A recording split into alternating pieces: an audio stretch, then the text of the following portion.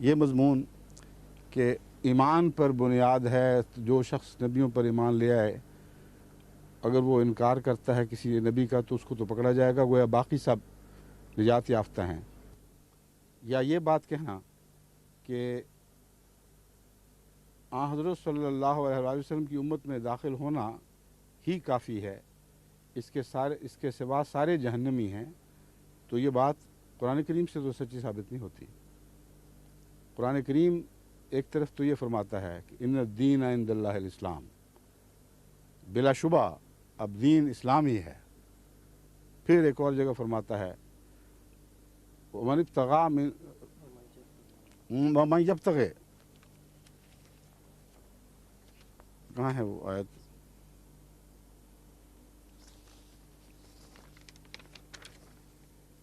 ومن یبتغی غیر الاسلام دینا فلن یقبل منہ وہو فی الآخرۃ من الخاسرین، کہ جو شخص بھی اب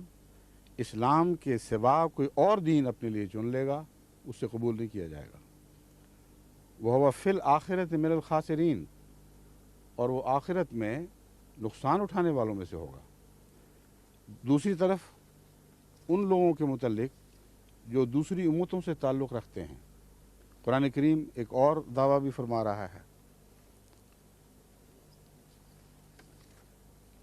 فرماتا ہے ان الذین آمنوا والذین ہادوا والنصارى والصابئین من آمن باللہ والیوم الآخر وعمل صالحا فلہم اجرہم عند ربہم ولا خوف علیہم ولا هم یحزنون، البقرہ آیت 63،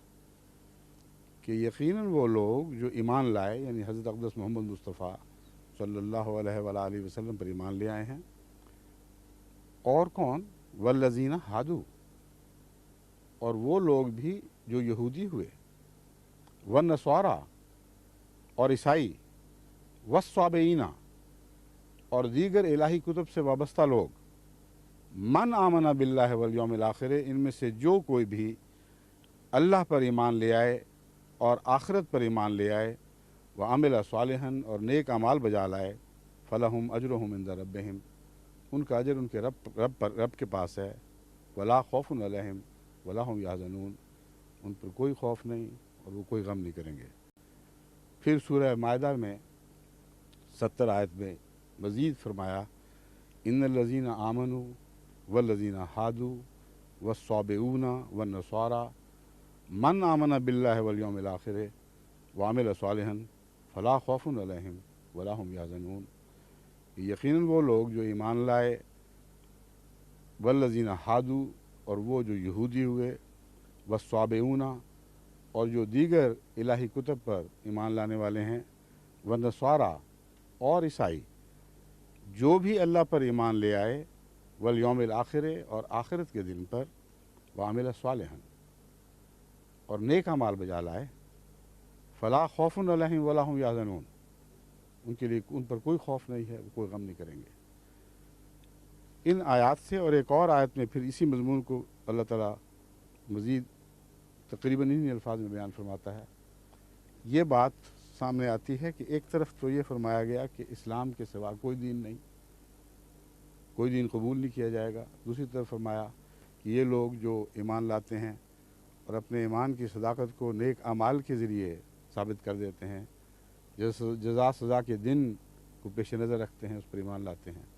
ان پر کوئی خوف نہیں۔ تو اس کا کیا مطلب ہے؟ بظاہر ایک تضاد ہے، قرآن کریم میں تو کوئی تضاد نہیں ہے، مراد اس سے یہ ہے کہ ہر شخص اپنی دلی کیفیت اور تقوی کے مطابق جانچا جائے گا۔ دنیا میں کروڑوں بندگان خدا ہیں جن تک اسلام کا پیغام نہیں پہنچا، اگر وہ اس آیت کے مطابق ہیں تو جب بھی ان کو اسلام کا پیغام پہنچے وہ قبول کر لیں گے،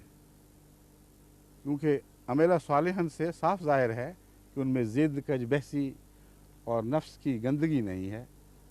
سیدھے صاف لوگ ہیں۔ لیکن یا تو اسلام کا پیغام پہنچا نہیں، یا اس طریق پر پہنچا ہے کہ عقلاً پہنچانے والے نے اس کا حق ادا نہیں کیا، ٹیڑھے طریق پر پہنچا دیا ہے، اسلام کی طرف غلط باتیں منسوب کر کے پہنچا دی ہیں، تو وہ ان کا ذمہ دار ہے۔ اللہ دلوں پر نظر رکھے گا اور جو دل میں متقی ہے اور سچا ہے، اگر وہ مجبور ہے کہ وہ حضرت اقدس محمد رسول اللہ کی صداقت پر ایمان لانے کا اس لیے اہل نہیں کہ اسے پتہ ہی نہیں کہ آپ سچے ہیں، تو ایسے شخص کو اللہ کیسے رد فرما سکتا ہے، کیسے جہنم میں پھینک سکتا ہے؟ تو اب سوال یہ ہے کہ اگر محمد رسول اکرم صلی اللہ علیہ وآلہ وسلم کی امت کے علاوہ دیگر امتوں سے خدا تعالیٰ کا اتنا عظیم الشان سلوک ہے، اتنا وسیع حوصلہ ہے ہمارے رب کا، تو کون ہے جو حضرت محمد رسول اللہ کی امت کے ہر فرد پر نعوذ باللہ جہنمی ہونے کا حکم لگا سکتا ہے؟ مجھ سے پوچھتے ہیں، میری مجال کیا ہے؟ میں تو صرف یہی کہوں گا کہ اللہ کی دلوں پر نظر ہے، اگر مسیح موت کی تکذیب کرنے والا شرارت سے، بے باکی سے، بغاوت کے رنگ میں اور تکبر سے تکذیب کرتا ہے تو وہ ضرور پکڑا جائے گا،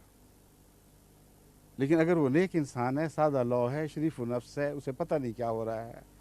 تو میں کیسے کہہ سکتا ہوں کہ حضور اکرم صلی اللہ علیہ وآلہ وسلم پر ایمان لاتے ہوئے، نیک اعمال کرتے ہوئے اللہ تعالیٰ اس کا حشر نصر کافروں میں کرے گا؟ اس لیے یہ جواب کا دوسرا حصہ ہے، اس کو اچھی طرح سمجھنے کی کوشش کریں۔